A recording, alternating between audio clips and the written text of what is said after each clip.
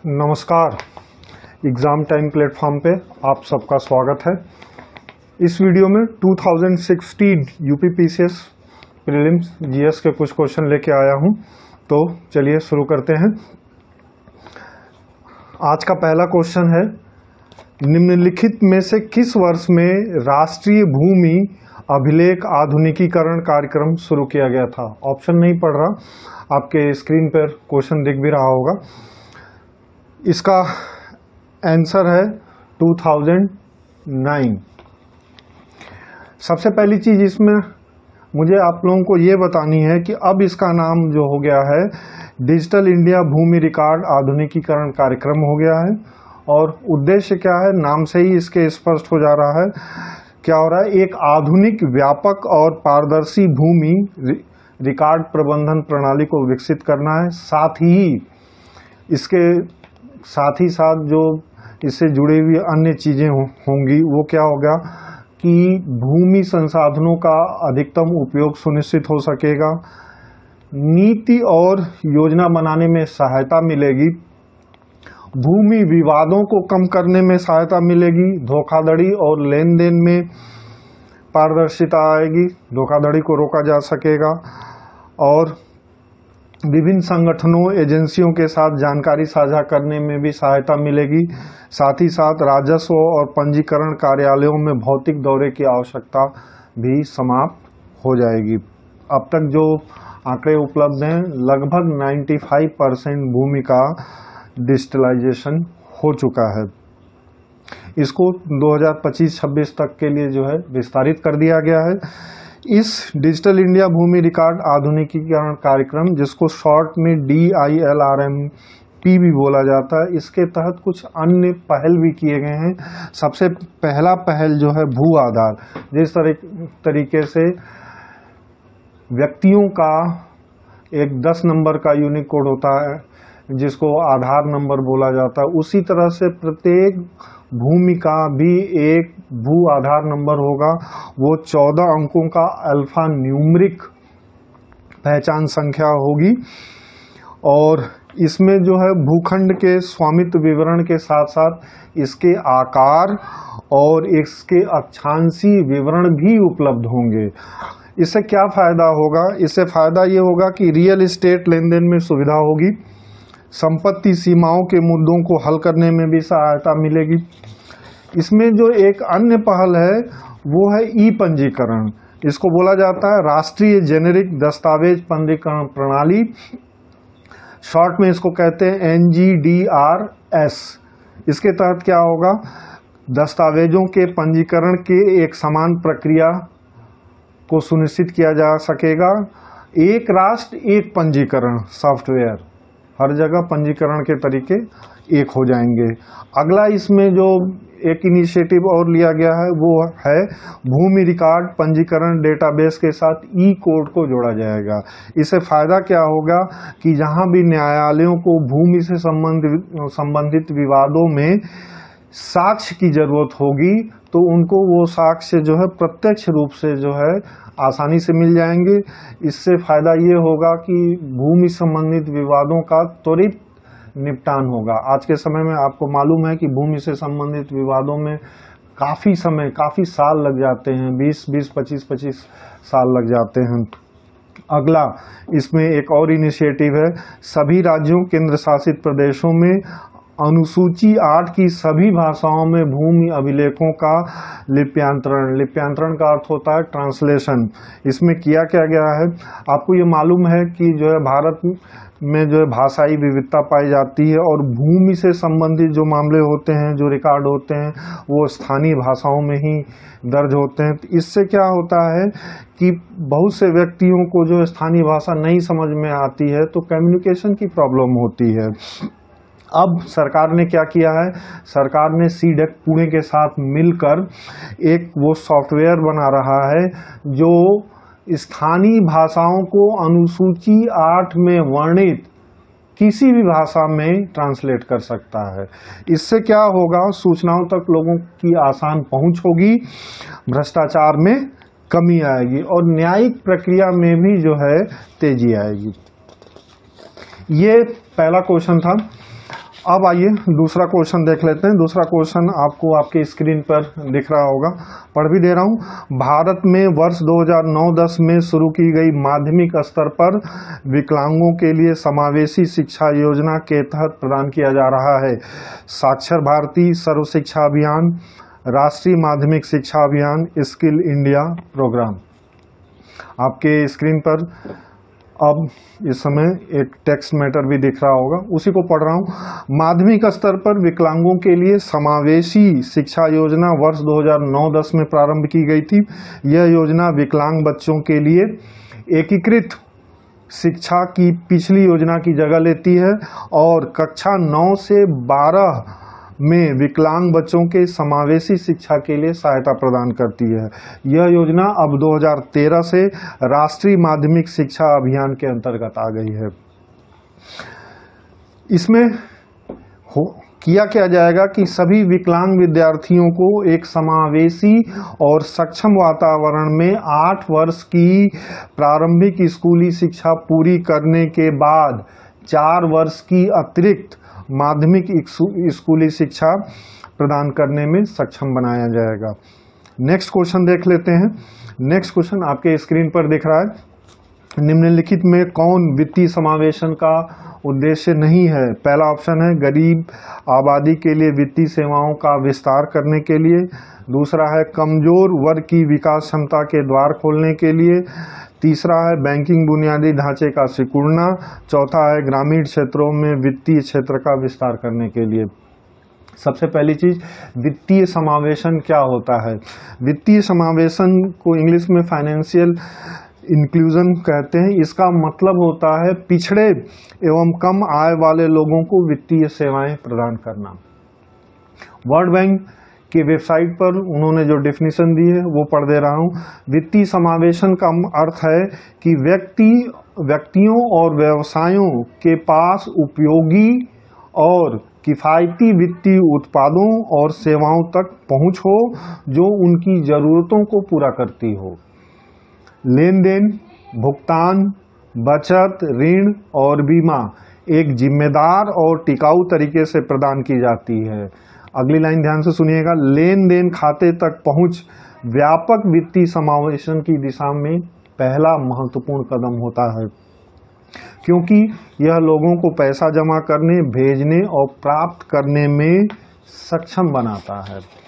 अगली चीज ये है कि वित्तीय समावेशन जो है किस दर्शन पे कार्य करता है। तो शशिकांत दास जी ने एक भाषण दिया था, स्पीच दिया था। शशिकांत दास जी कौन हैं आपको पता होगा, विदित होगा।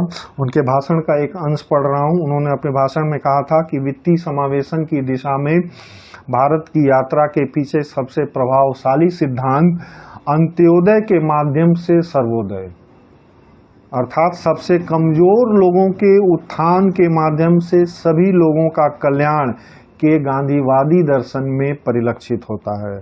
समावेशी और समानता के मुख्य उद्देश्य इस दर्शन के केंद्र में है, जो गरीबी उन्मूलन से आगे बढ़कर गरीबों, महिलाओं, किसानों, छोटे उद्यमियों और अन्य सहित समाज के सभी वर्गों के लिए अवसर की समानता सुनिश्चित करता है। RBI, reserve bank of India जो है देश में वित्तीय समावेशन को नापने के लिए एक वित्तीय समावेशन सूचकांक पर कार्य कर रहा है। इसमें जो इस सूचकांक में 3 आयाम होंगे, पहुंच, दूसरा उपयोग और तीसरा गुणवत्ता के पैरामीटर। ये क्वेश्चन था और इसका एक्सप्लेनेशन था। इससे आपको जो है अब इसका आंसर समझ में आ गया होगा। इसका आंसर क्या है? सी आंसर है बैंकिंग बुनियादी ढांचे का सिकुड़ना। अब आ जाइए जो है नेक्स्ट क्वेश्चन आपके स्क्रीन पर दिख रहा है। समावेशी विकास की योजना में जनसंख्या का निम्नलिखित में से कौन सा एक भाग सम्मिलित नहीं है? अभी समावेशी से संबंधित एक क्वेश्चन हमने पढ़ा ही था, हो सकता है आप अनुमान लगा भी लें। सीमांत किसान, भूमिहीन कृषि मजदूर, अनुसूचित जाति, अनुसूचित जनजाति, अर्ध शहरी क्षेत्रों में रहने वाले लोग। एक डिस्क्रिप्शन पढ़ दे रहे हैं और अभी तक अगर इसका आपको आंसर नहीं समझ में आया होगा तो इससे आपको समझ में आ जाएगा। समावेशी विकास का अर्थ क्या होता है? समावेशी विकास एक समता मूलक विकास दृष्टिकोण है जो इस समझ पे आधारित है कि हर व्यक्ति और समुदाय सभी विविध पहचानों और अनुभवों के साथ अपने समाज में के परिवर्तन में महत्वपूर्ण भूमिका निभाता है। संपूर्ण विकास प्रक्रिया में उनकी भागीदारी बेहतर परिणाम देती है। और तो इसका आंसर क्या होगा? सीमांत किसान, भूमिहीन कृषक मजदूर, अनुसूचित जाति, अनुसूचित जनजाति, ये सब समावेशी विकास के दायरे में आते हैं। मतलब इनका सशक्तिकरण किया जाता है। इसका आंसर होगा अर्ध शहरी क्षेत्र में रहने वाले लोग। अब एक और क्वेश्चन आपके स्क्रीन पर दिख रहा है। घाटे के वित्त पोषण का अर्थव्यवस्था पर क्या प्रभाव पड़ता है? ऑप्शन है करों में कमी, मजदूरी में वृद्धि, पैसे की आपूर्ति में वृद्धि, पैसे की आपूर्ति में कमी। थोड़ा सा डिस्क्रिप्शन पढ़ दे रहे हैं और इस डिस्क्रिप्शन के बाद आपको हो सकता है आंसर पता चल जाए। सबसे पहला घाटा क्या होता है? घाटा जैसे हमारे आपके घरों में होता है कि यदि हमारी आपकी आय से अधिक व्यय होता है तो उसको हम घाटा कहते हैं। उसी तरीके से सरकार के स्तर पर भी होता है, राज्य या राष्ट्र के स्तर पर भी होता है कि जब आय से अधिक व्यय होता है तो वो घाटा कहलाता है। अब हम आप क्या करते हैं? हम आप जो है घाटे की पूर्ति के लिए कहीं ना कहीं अपने दोस्तों से, अपने रिश्तेदारों से उधार लेते हैं। सरकार भी ये काम करती है। सरकार जो है घाटे की पूर्ति के लिए संसाधन या धन कहाँ से जुटाती है? तो 1997 से पहले सरकार घाटे के लिए मुद्रा छापती थी, नई मुद्रा छापती थी, क्योंकि कर राजस्व से जो है इतना अधिक जो है वो मिलता नहीं था कि जो है जितनी डिमांड है, जितनी व्यय के लिए डिमांड है वो पूरी हो सके। इस पद्धति में होता क्या है? जब नई मुद्रा छपती है तो मुद्रा की आपूर्ति बढ़ जाती है और मुद्रा की जब आपूर्ति बढ़ती है तो उसका एक प्रभाव होता है, मुद्रा स्फीत होती है और बढ़ती लागत और साथ साथ बढ़ती मजदूरी से क्या होता है? निवेश में बाधा उत्पन्न होती है। सरकार जो है वर्तमान समय में क्या करती है? जनता से उधार लेती है। पहले तो वो नई मुद्रा छापती ही थी, लेकिन अभी में वो जो है जनता से उधार लेती है और अगर उससे भी नहीं पूरा हो पाता है तो बहुत बार जो है वो नई मुद्रा जारी करती है। जनता से उधार की माध्यमों से लेती है, वो बॉन्ड जारी करके लेती है। इसके बारे में किसी और वीडियो में जो है हम लोग डिस्कस करेंगे। घाटे के वित्त पोषण का महत्व क्या होता है?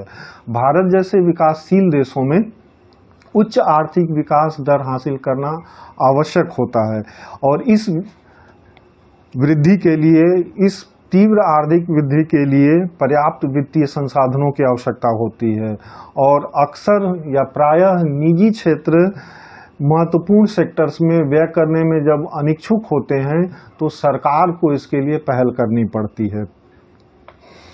और सरकार के जो आय का सबसे बड़ा साधन है वो कर राजस्व होता है।